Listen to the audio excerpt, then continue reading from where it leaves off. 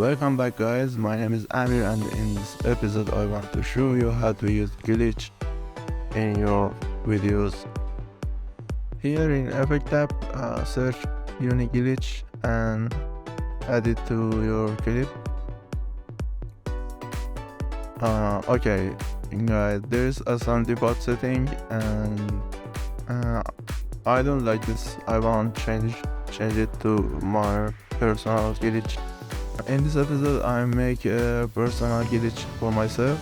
You can follow my setting, but in the end you will learn how to make your desired glitch. Okay guys, look this. This is a white glitch. I don't want this, and change it to 0. And I like a small glitch.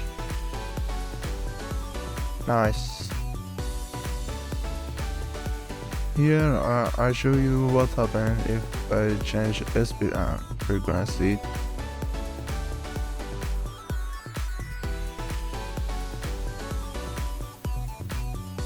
Okay, nice.